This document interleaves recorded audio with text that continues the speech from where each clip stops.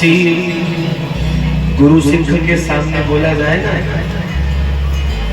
जो बोले सो निहाल, सत श्री अकाल, ऐसा बोलते हैं। जब किसी गुरु सिख के आगे ये बोला जाए जो बोले सो निहाल, तो सामने वाले को कहना नहीं पड़ता कि बोलो सत श्री अकाल, सब अपने आप बोल पड़ते हैं। और एक हम लोग हैं, हम कह रहे बोलो जय जय श्री राधे, तो हाथ ऐसे ये कोई बात बनती है क्या? ये भी कहना पड़ेगा, कहना पड़ेगा दोनों हाथ। जय जय श्री राधे, जय श्री राधे, जय जय श्री राधे। तो बंधु श्री गोस्वामी जी वर्णन कर रहे हैं प्रातः काल। कल यहाँ चर्चा को विश्राम दिया, कल की चर्चा इसी चौपाई पर विश्राम हुई थी। प्रातः काल उठ के रघुनाथा, मात पिता गुरु नावहि माता। अब राम जी चारों भाई बड़े हुए हैं, बड़े बड़े सुंदर चारों भाइयों का गुरु आश्रम में यज्ञोपवीत संस्कार हुआ। गुरु आश्रम में निवास करते करते अल्पकाल सब विद्या आई। बहुत कम समय में चारों भाइयों ने समस्त सकल विद्याओं को प्राप्त किया। अब भगवान तो स्वयं ज्ञान रूप है, भगवान को कौन ज्ञान दे? अरे ज्ञान तो उनके रोम रोम से प्रकाशित होता है, उनको कौन ज्ञान देगा? लेकिन राम जी मनुष्य रूप में अवतार लेके आए हैं, तो जिस मनुष्य रूप में राम जी ने अवतार लिया है, राम जी उसी मनुष्य रूप की लीला कर रहे हैं। एक विद्यार्थी जीवन का आदर्श राम जी ने प्रस्तुत किया है। विद्यार्थी का जीवन कैसा होना चाहिए? विद्यार्थी माने जो अपने को अपने गुरु के चरणों में समर्पित करे, वो विद्यार्थी। पहले ऐसा समय था कि स्कूल के विद्यार्थी अपने अध्यापकों से डरते थे, डरते थे बच्चे अपने अध्यापकों से, और खूब मार भी होती थी स्कूलों में, खूब मार भी होती थी। अध्यापकों को डांटते थे, मारते थे। 2-2 घंटे बच्चों को मुर्गा बनाकर बिठाए रखते थे, बड़ 2-2 घंटे बाद। और अब तो स्कूल एडमिशन करवाते करवाते माँ बाप खुद बोलते, देखो जी असी बड़ी लाड़ प्यार नाल पाल लिया, खबरदार हाथ नहीं डालना।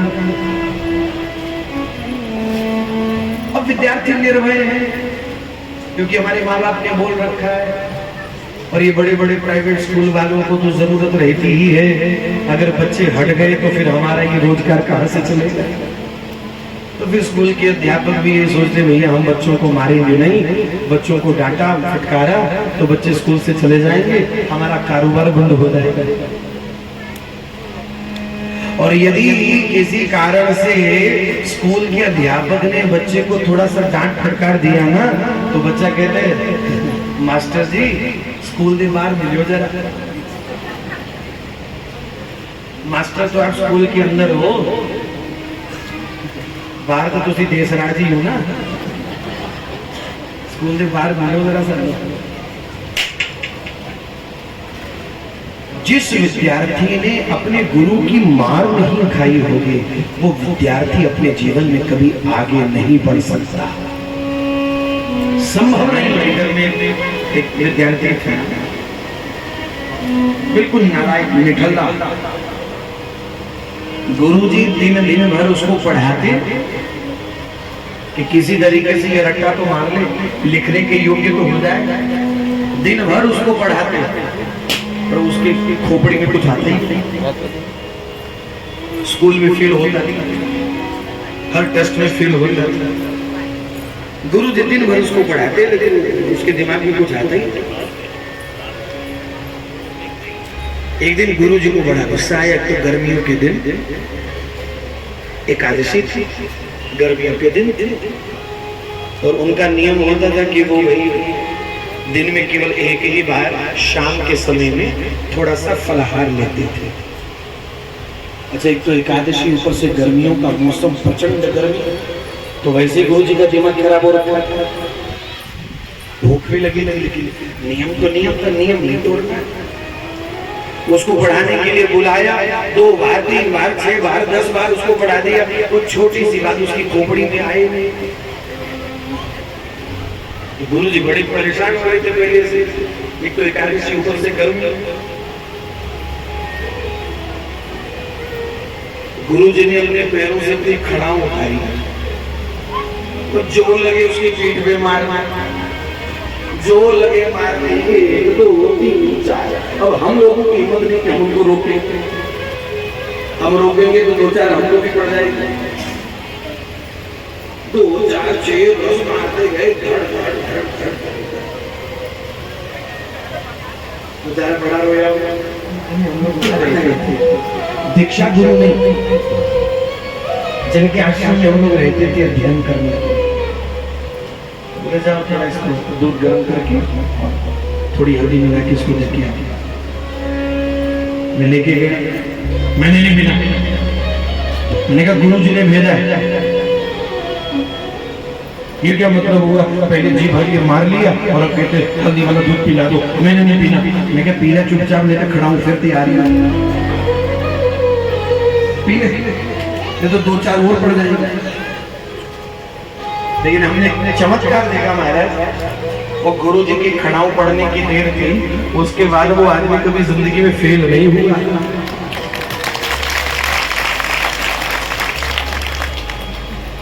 हमको भी पीछे छोड़ दिया उसने, हमको पीछे कर दिया।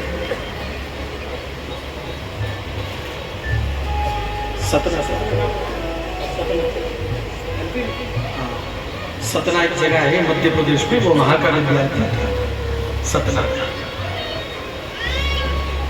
उसके बाद वो जीवन में कभी फेल नहीं हुआ। महापुरुषों की मार में भी हमारा कल्याण ही होता है, वो कोई विरला ही उस मार को बचा सकता है, कोई विरला।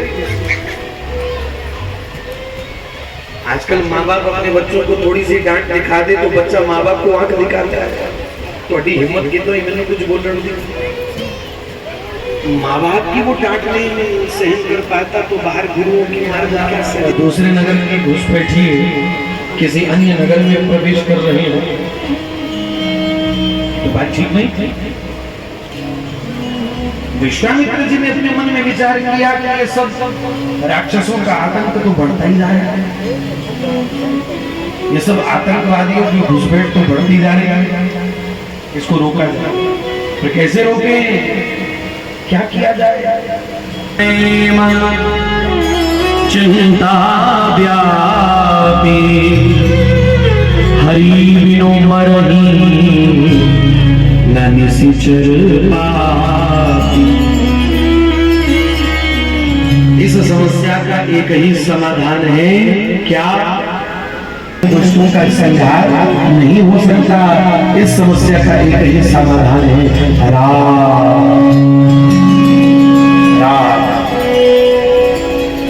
बंधुओं, जब जब भी राष्ट्र पर विपत्ति आई, जब जब भी जनमानस पर विपत्ति आई, तब तक यह राष्ट्र राम की शरण में गया है। सुंदर आसन पर श्री विश्वामित्र जी को बिठाया, चरण धोए, प्रक्षालन कर चरणामृत दिया, उनकी आरती उतारी और हाथ जोड़ करके परिवार सहित महाराज दशरथ श्री विश्वामित्र जी के चरणों में बैठ गए।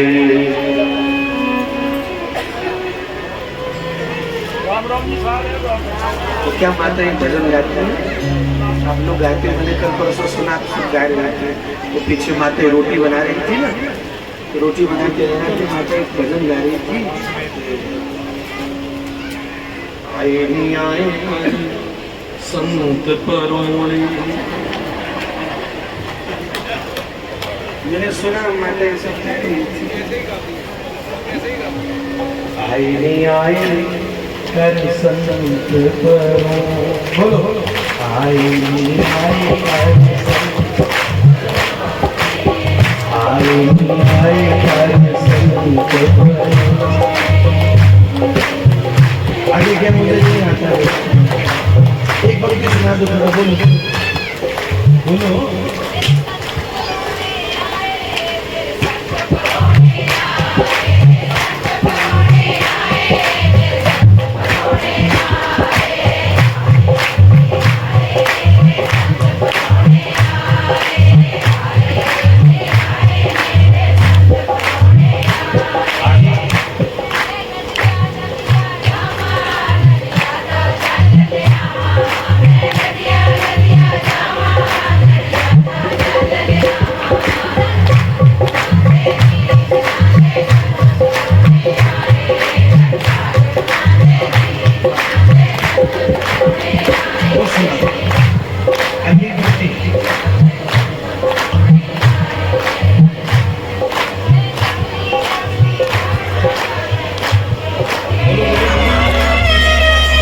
मैं जंगलों में रहता हूँ, अपने साधु संतों के संग में भजन करता हूँ, यज्ञ करता हूँ, लेकिन रावण के भेजे गए असुर मुझे बहुत परेशान करते हैं, मुझे बहुत सताते हैं।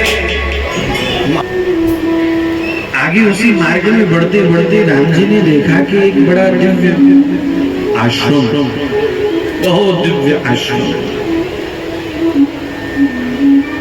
आश्रम तो बहुत दिव्य है। आश्रम माने कोई बहुत बड़ी बड़ी इमारतें नहीं, एक छोटी सी कुटिया है, चारों ओर वृक्ष है लेकिन सूखे हुए, वृक्ष है लेकिन सूखे हुए। और आश्चर्य की बात है, कोई जीव जंतु नहीं है, कोई पशु पक्षी नहीं, एकदम सुनसान। और वहां एक पत्थर की शिला है, और उस शिला के भीतर से आवाज आ रही है, राम राम राम।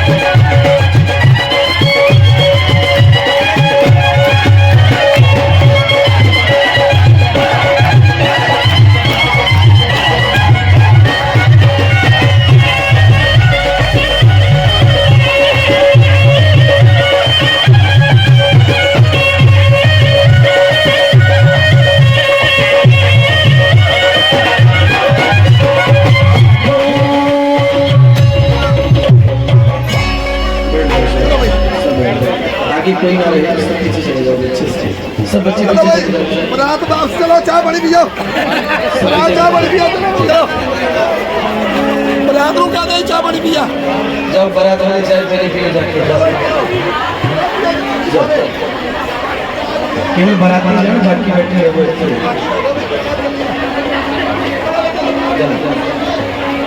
बाकी कोई खड़ा ना रहे, सब बैठो।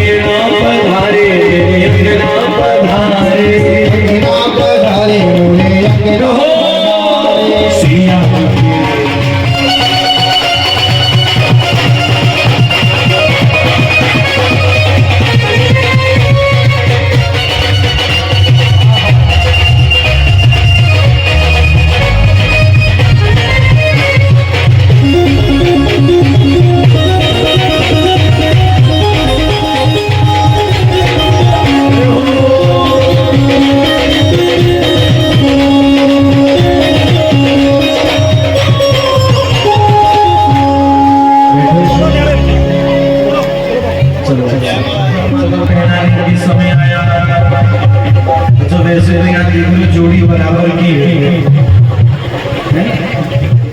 लेकिन उस समय में राम जी की सिया जी की जोड़ी कैसी बोले, राम जी सिया जी से कर काची में थोड़ी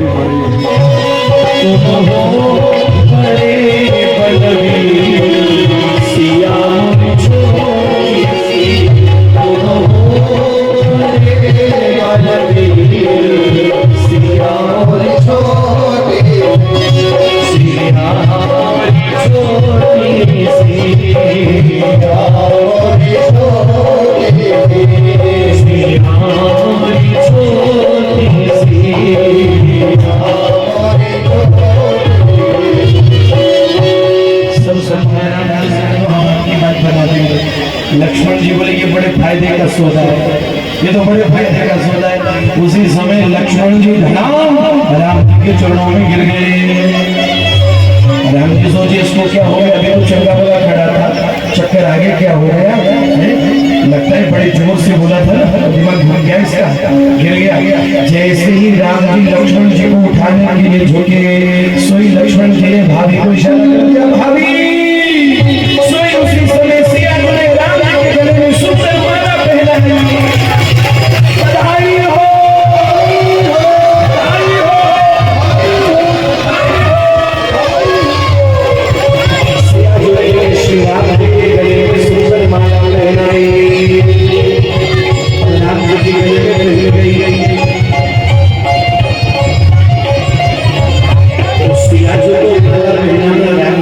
कोई कठिन नहीं था।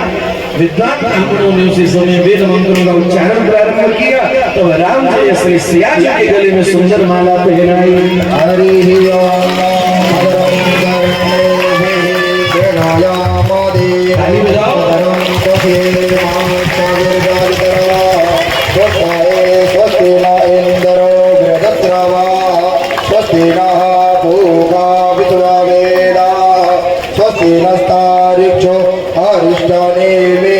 स्वस्ति नो बृहस्पतिर्दधातु।